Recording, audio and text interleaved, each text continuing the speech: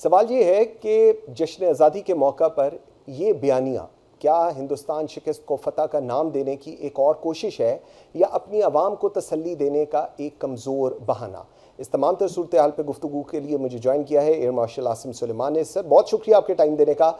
अब सर ज़रा ये बताइएगा, बनियानुल मरसूस में दिन दिहाड़े अपने ही त्यारे गंवाने के बाद भारतीय एयर चीफ का 3 माह बाद ये झूठ दोहराना, क्या ये अपनी आवाम को धोखा देने की मुनज़्ज़म मुहिम है या आलमी बरादरी को गुमराह करने की कोशिश? बिस्मिल्लाहिर्रहमानिर्रहीम जी, and thank you very much for having me on your program. देखें जी, आर्म फोर्सेस की जो एक बहुत बड़ी स्ट्रेंथ होती है वो उनका कैरेक्टर और इंटेग्रिटी होती है। और जो आर्म फोर्सेस का जिसका कैरेक्टर वीक हो, जिसकी इंटेग्रिटी वीक हो, तो आप उनसे कोई भी चीज़ एक्सपेक्ट कर सकते हैं। मैं आपको एक छोटी सी मिसाल देता हूँ कि हमारे एकेडमी के अंदर हमारी कैरेक्टर बिल्डिंग के लिए हमारा एक इंस्टीट्यूट है जिसका नाम है Jinnah centre of character and leadership. वहाँ पे हम अपने कैडेट्स को right from the word go, जिस वक्त वो वहाँ पे आते हैं तो उनको ये पढ़ाना शुरू करते हैं कि जी कैरेक्टर और इंटेग्रिटी कितनी इम्पॉर्टेंट चीज़ है। और आगे कैरेक्टर का लीडरशिप के साथ एक बड़ा डायरेक्ट लिंक होता है। और ये वाला भी जो इंस्टीट्यूट है, ये अभी हमारे जो प्रेजेंट एयर चीफ है उन्होंने ही इंट्रोड्यूस किया। उससे पहले ये इनफॉर्मली ये चीज़ें पढ़ाई जाती थी, लेकिन अब इसको बिल्कुल इंस्टीट्यूशनलाइज कर दिया गया है। इसी तरह अगर आप देखें कि एक जो फोर्स होती है उसका जब कमांडर झूठ बोलता है तो वो मेरा ख्याल है कमांड का फेलियर है, क्योंकि एक्चुअली तो उन लोगों को भी मालूम है कि हमारे साथ क्या हुआ, हमारे कितने जहाज़ गिरे, उनको बिल्कुल मालूम है कि उनके 7 जहाज़ गिरे, उनको ये भी मालूम है कि उनके 4 रफ़ेल गिरे। और जब आपका चीफ बोले कि जी हमने उनके जहाज़ गिरा दिए हैं, तो वो कहाँ से उन्होंने जहाज़ गिराए उसकी कोई इंडिकेशंस होती हैं। और फिर जब आप दुश्मन का जहाज़ गिराने की कोशिश करते हैं तो आप उसके लिए मिसाइल दागते हैं, तो उनके तो मिसाइल चले ही नहीं। They have hardly targeted Pakistan air force aircraft. तो ये एक बहुत बड़ी डायकॉटमी है जो कि इंडियन एयरफोर्स को हॉन्ट करेगी for the times to come. मैं जी इंडिया में था 1999 से 2001 तक, रादर 3 तक। तो मैंने वहाँ पे जो एक चीज़ जो देखी वो ये था कि इनकी एयरफोर्स के जो चीफ्स थे उनके साथ मेरा इंटरेक्शन होता रहा। और उनके जब मैं गया था तो ये कारगिल बिल्कुल नया नया हुआ था, और उस वक्त उनके जो एयर चीफ थे, एयर चीफ मार्शल टिपनेस, वो he was a very level headed person, balance personality थी उनकी।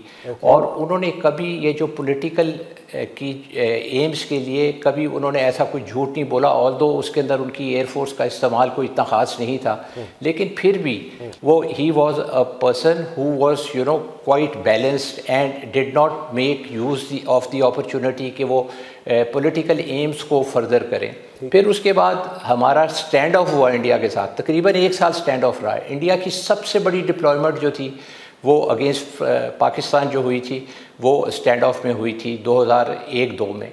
उसमें उस वक्त उनके एयर चीफ थे, चीफ मार्शल कृष्ण स्वामी, वो भी he was also a very balanced person and he did not advise the government to take any venture or to take any chances against Pakistan because he knew what is going to happen. लेकिन और उसके बाद भी उनके जो एक air chief थे उस वक्त तो वो AVM थे, लेकिन उनके साथ भी मेरा इंटरेक्शन रहा। वो भी he was later on he ended up becoming the Indian air chief and he was also a very balanced person. Tyagi साहब उनका नाम था। अब नाउ यू कम टू 2019 और एयर चीफ मार्शल धौना जो थे उन्होंने पहला जो राउंड फायर किया झूठ बोलने का कि जी हमने उनका F-16 गिरा दिया, तो आप देखें कि कितनी उनकी the deterioration of that integrity in the service started at that time. Everybody knew that they have not shot down the F-16. It was confirmed by the international sources also. अच्छा, लेकिन जिस तरह अभी आप फरमा रहे हैं, अब सवाल ये है कि जब दुनिया के सामने सबूत मौजूद हैं, मलबा मौजूद है, US प्रेसिडेंट खुद कह रहे हैं कि पाकिस्तान ने भारत के 6 जहाज़ मार गिराए, तो फिर भारतीय फ़ज़ाइया को किस वजह से ये झूठा बयानिया बताना पड़ा है? क्यों? What is the reason?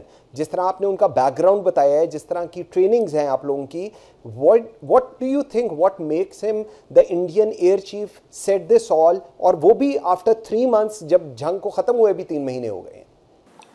On the lighter side जी, मैं तो ये कहूँगा कि उन्होंने कहा जी ये जहाज़ हमने अपने एयर डिफेंस सिस्टम से गिराए हैं। तो अगर एयर डिफेंस सिस्टम से गिराएं तो मेरा ख्याल है ये फिर वो एयर डिफेंस सिस्टम की जो कंपनी है उसके रैप में, बिकॉज जहाज़ तो वैसे नहीं गिर जाते ना, और एंड बाय विशेस तो the aircraft don't fall, probably he seen a dream. लेकिन मैं आपको एक चीज़ बताऊं कि जब आप इस तरह का क्लेम करते हैं तो आपके ऊपर प्रेशर्स होते हैं। मेरा तो ख्याल है कि उनके ऊपर मोदी साहब का बहुत ज़्यादा प्रेशर है कि तुम ये स्टेटमेंट दो कि तुमने उनके जहाज़ गिराए हैं। और Indians always believe in one thing, वहाँ पे जो है ना वो एंटी पाकिस्तान का जो है वो चूरन बिकता है, और वो ये कहने की कोशिश उनसे करवाई गई है कि इतना झूठ बोलो, इतना झूठ बोलो कि लोगों को ये सच लगना शुरू हो जाए। और actually they are lying you know out of the hat, और वो कहने की कोशिश कर रहे हैं कि जी हमने इनकी जो है 5 जहाज़ फाइटर्स और एक जो है उनका बड़ा जहाज़, तो टोटल 6 जहाज़ वो कहते हैं कि उन्होंने गिरा दिए। अब आप देखें कि एक एयर चीफ जिस वक्त आके एक स्टेटमेंट देते हैं कि जी हमने उनके इतने जहाज़ गिरा दिए हैं, आप देखें कि क्या उनकी सर्विस सोचेगी। पहले तो वो एक दूसरे का सारे मुंह देखेंगे कि हम में से किसने ये जहाज़ गिराया।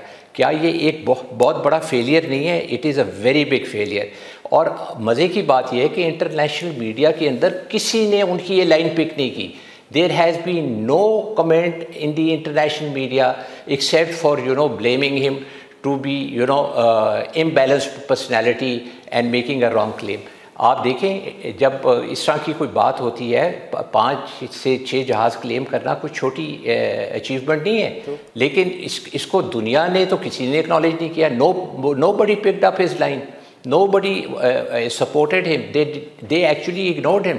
और उनको इग्नोर करने का बेसिक जो रीज़न था ना वो यही था कि इनको अगर वो इस कंट्रोवर्सी में पड़ेंगे तो they will toe the Indian line which the Indian wants, which the Indians want. ठीक कह रहे। अच्छा, एक और पर्सपेक्टिव, बयानुल बरसूस ने दुनिया को बता दिया कि पाकिस्तान ने ना सिर्फ अपनी फ़ज़ाई हदूद का दिफा कर सकता है बल्कि दुश्मन को उसकी सरजमीन पर जवाब भी दे सकता है। क्या भारत की ये जो एक कहानी जो इस वक्त बताई जा रही है वो हिंदुस्तान की आवाम मानने के लिए तैयार है? वाई? बिकॉज मैं कल से ये सुन रहा हूँ, जब से ये स्टेटमेंट आई है तब से लेकर जितने इंटेलेक्चुअल लोग हैं हिंदुस्तान के अंदर, मीडिया हो या अदरवाइज भी, दे आर सेइंग कि जी क्यों नरेंद्र मोदी को इतना बड़ा झूठ बोलना पड़ रहा है, और नरेंद्र मोदी के कहने पे why an air chief is lying to the whole of India. इसको आप कैसे रिस्पॉन्ड करेंगे? फिर देखिए, एक बहुत बड़ी डायकॉटमी है, और वो ये है कि इन्होंने कहा कि हमारा ऑपरेशन सिंदूर जो है ये बड़ा कामयाब था और ये जो है अभी भी चल रहा है। आप मुझे एक बात बताएं कि ये अगर कामयाब था तो ये 2 दिन के लिए इनकी एयरफोर्स जो है वो ग्राउंड क्यों हो गई? वो तो एयरफोर्स तो उड़ी नहीं 2 दिन। और उसके बाद जब बयानुल बरसूस का हमने ऑपरेशन किया 10 तारीख को देवर नोवर इन दी एयर, वो 300 किलोमीटर जो है वो हमारे जहाज़ों से दूर दूर भाग रहे थे, जस्ट टू स्टे अवे कि हमारा कोई और नुकसान ना हो जाए या और कोई कैजुअल्टी ना हो जाए। तो मेरे तो ख्याल में जी ये he has played for mister Modi. Mister Modi ने इनको स्केपगोट बनाया, and I won't be surprise that after some time mister Modi fires him because somebody has to be made the scapegoat. So he probably gave him a choice कि either give this statement or you go home. So probably he has given that statement because ये जो है personality based जो है claim है, I don't think so कि एक service ऐसा क्लेम कर सकती है। After all they are professionals. हम उनकी जो है उनको एक इज़्ज़त की निगाह से देखते हैं, मतलब they are number 4 air force in the world. Not that कि उन्होंने हमसे शिकस्त खाई हुई है, लेकिन फिर भी as uniform personnel and being in the same business we respect them. तो अगर उनकी और फिर हमने ट्रेडिशंस तो वही इनहेरिट की ना ब्रिटिश से। हम वो भी पहले ब्रिटिश के अंडर थे, हम भी उनके अंडर ही थे, एंड देन वी बाइफरकेटेड और हमारी इंडिपेंडेंस हुई, उनकी भी इंडिपेंडेंस हुई। तो बेसिकली वैल्यूज़ तो वही थी जो हम लोग लेके आए थे उस वक्त की सर्विस से, और इन्होंने भी वही वैल्यूज़ इनहेरिट की। अब अगर आप उन वैल्यूज़ को आप अपहोल्ड नहीं कर सकते, एंड मैं आपको बता रहा हूँ जी कि ये मैंने 2003 तक तो इंडिया में था, मैंने देखा ये सारा कुछ होते हुए। वहाँ उस वक्त तो उनकी जो आर्म्ड फोर्सेस थी या उनकी जो एयर फोर्स थी जिसके साथ मैं इंटरेक्ट करता था, उसके अंदर इतना फुकतान नहीं था जितना अभी है। और स्पेशली ये this whole gambit started in 2019 when they started to lie about the F-16, और फिर उन्होंने उसको अभिनंदन को उन्होंने एक मेडल भी दे दिया। मतलब the whole Indian hierarchy was made a fool that they were giving a medal to a person who had been shot down and could not even find his bearings right. He didn't even know. वो यहाँ पे जो अपनी statements दी उन्होंने, अभिनंदन साहब ने, उन्होंने ये कहा जी मुझे तो मालूम ही नहीं था, मुझे तो पता ही नहीं चल रहा था। EW इतनी जो थी जालिम किस्म की थी कि मुझे पता ही नहीं चला। एंड आई पर्सनली थिंक कि it was a non professional approach that he adopted, and he should have had the courage of saying yes, I have been shot down and I could not. बिल्कुल ठीक। अच्छा आसिम साहब, इसका एक और भी perspective है, वो ये कहा जा रहा है कि जी क्या भारतीय फ़ज़ाइया के इस ताज़ा दावे का मकसद बलूचिस्तान में अपने खुफिया मदाखलत और दहशतगर्दी की पुश्त पनाही पर आलमी तवज्जो जो है, जो इंटरनेशनल दुनिया अब देख रही है और बड़ा फोकस्ड है उनका बलूचिस्तान के अंदर कि जी यहाँ पर रियासती दहशतगर्दी हिंदुस्तान की तरफ से आ रही है, जिसकी एविडेंस जो है वो पाकिस्तान दे रहा है, इस तवज्जो को भी हटाया जाए? जी ये देखें, इस तरह के जब मौके होते हैं, जब आपके ऊपर कोई किसी किस्म का इंटरनेशनल ब्लेम आ रहा होता है या प्रेशर आ रहा होता है, तो आप डिस्ट्रैक्शंस क्रिएट करते हैं, और उन डिस्ट्रैक्शंस के अंदर आप कुछ एक्शंस करते हैं और कुछ आप स्टेटमेंट्स देते हैं। तो this statement can be one of the part of that distraction. लेकिन इसके अलावा भी अगर आप देखें तो बलूचिस्तान के अलावा वो एक और जो उन्होंने वो म्यांमार की तरफ भी कोई काम शुरू किया हुआ है, उधर भी ये कोई इन्होंने वहाँ पे भी कोई एक्शन वगैरह किया है। So they are doing multiple things, ताकि यह है कि एक किस्म की एक फोकस जो बलूचिस्तान के ऊपर उनके ऊपर ब्लेम आ रहा है वो हट जाए। लेकिन अगर आप वैसे देखें तो ये इंडियंस की तो हमेशा से यही कोशिश रही है कि वो मीडिया के अंदर कम से कम, अगर if they have a weak military, media में काबू ना आए, और उनका मीडिया है भी बड़ा वायलेंट किस्म का है। So they will always try to use the same media. लेकिन अनफॉर्चुनेटली ये वाली चीज़ जो है इंटरनेशनली नहीं बाई की गई। जिस तरह मैंने आपसे पहले भी कहा कि internationally this has not been taken in a positive manner, it has not been given that importance which it should have been given. मैं आपको पाकिस्तान की मिसाल देता हूँ जी। आप देखें, हमने जब उनके जहाज़ गिराए, हमने 7 जहाज़ गिराए।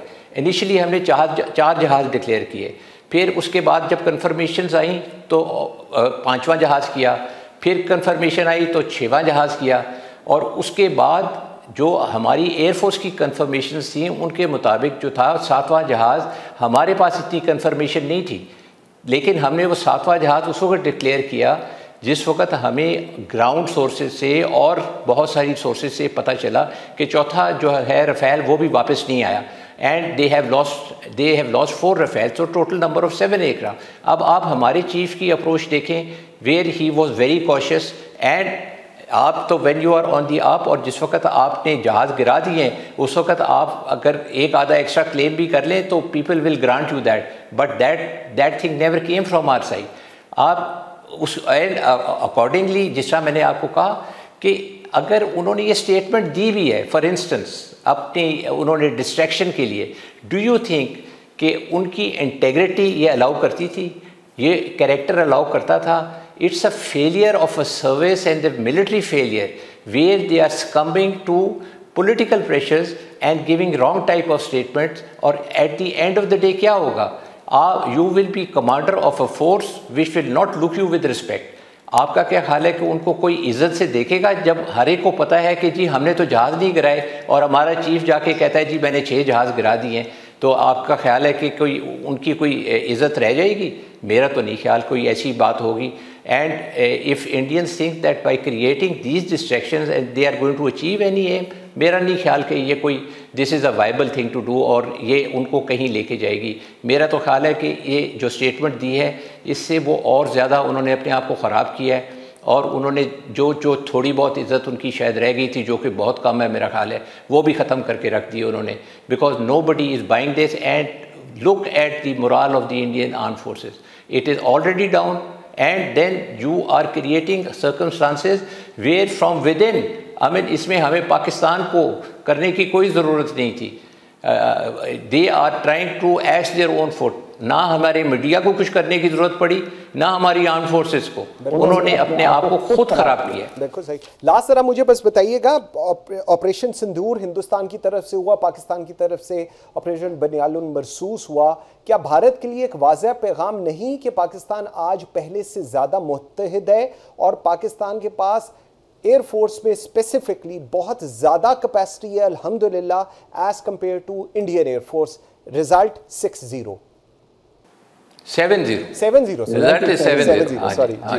हाँ जी देखिए जी, सबसे बड़ी बात यह है कि हमारी जो लीडरशिप है उसने एक बहुत बहादुरी का मुजाहरा किया, whether it's political leadership, whether it's military leadership. I think Field Marshal Asim Munir led from the front and he was a very brave commander to have taken those decisions. And then equally supported by the Air Force and the Navy and especially our Air Chief.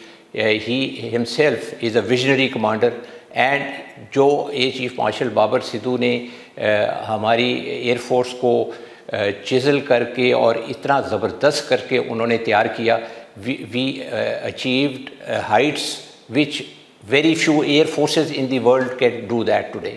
और ये जो हमारे multi domain operations का उन्होंने जो बुनियाद रखी, अब इसने तो इंडिया को हिला के रख दिया।